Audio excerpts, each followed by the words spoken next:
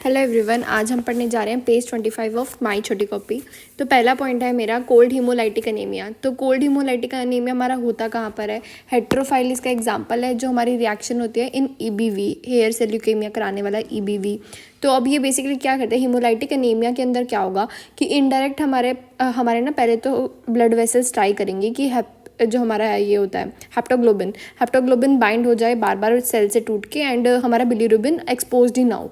But ये कितना haptoglobin होगा? हेप्टोग्लोबिन भी तो काफ़ी कम होता है ना। उसके बाद हमारा बिलीरुबिन बनने लग जाएगा जो बाकी का हीम बच गया उससे, एंड फिर वो इनडायरेक्ट बिलीरुबिन को बढ़ा देता है। अब खास बात इनडायरेक्ट बिलीरुबिन की ये है कि वो इनसोल्यूबल होता है, तो इसको एक्सक्रीट होना है तो वो यूरोबिलिनोजन या फिर स्टर्कोबिलिनोजन की फॉर्म में होगा, जबकि जो डायरेक्ट होता है वो डायरेक्टली यूरिन के अंदर हमें मिल सकता है। तो हमें हीमोलाइटिक याद रखना है कि ये इनडायरेक्ट बिलीरुबिन को बढ़ा रहा है। फिर उसके बाद हमारे कुछ टेस्ट है, प्रेसिपिटेशन टेस्ट, वीडीआरएल, खान, कितने फेमस टेस्ट है ना, ये सारे हमारे पीपीटी के एग्जांपल होते हैं। एस्कोली जो हमें एंथ्रैक्स के अंदर मिलेगा, एलेक हो गया हमारा, ठीक है, जो हमें डिफ्थीरिया के अंदर मिलता है। फिर आएगा हमारा एक ड्रूसन इंसिजन। ड्रूसन इंसिजन जो होता है ना वो एपिसियोटोमी नहीं होता, ये 2 o'clock या फिर 10 o'clock पे होता है। हम ये क्या करते हैं, जो फुली डायलेटेड सर्विक्स नहीं होती है एंड बच्चा अटक गया है तो हम उस टाइम पे अंदर सर्विक्स के अंदर कट कर देंगे, ठीक है। उसके बाद मैनियक, ये ना टाइमलाइंस हैं जो हमारी साइकेट्री में बहुत ज़्यादा इंपॉर्टेंट है। हम किसी को मैनियक मतलब कोई खुश है, इट इज़ गुड, बट 1 हफ्ते से ऊपर बस खुशी है, इट इज़ मैनियक, ठीक है। इतना खुश होना भी अच्छी बात नहीं होती। अगर कोई उदास है, कोई बात नहीं, 4 दिन हो गए बस उदास ही है और कोई मूड ही नहीं है, तो वो हो गया 4 दिन में हाइपोमेनिया। डिप्रेशन 2 हफ्ते में, स्कीज़ोअफेक्टिव 2 हफ्ते में हम वो कर देते हैं, डायग्नोज कर देते हैं।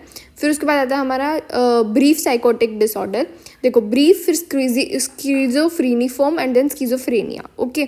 तो less than 1 month is brief psychotic, 1 to 6 month is schizophreniform, schizophrenia is more than 6 months, ठीक है। एंड मोर देन 6 month ही होता है हमारा जनरल एंग्जाइटी डिसऑर्डर। इसको कैसे पहचानेंगे कि किसी को कोई तकलीफ है, मान लो एग्जाम आ रहा है, इट मेक सेंस, उसको कोई एंग्जाइटी हो रही है, बट हर एक चीज़ से एंग्जाइटी हो रही है तो उसको बोलेंगे GAD, ओके। फिर होता है हमारा PTSD, मोर देन 1 month चलता है तो it is not normal. And cyclothymia, डिस्थाइमिया जो होता है वो साइकिल्स की तरह होता है ना, तो 2 साल के अंदर हम उसको डायग्नोज करेंगे।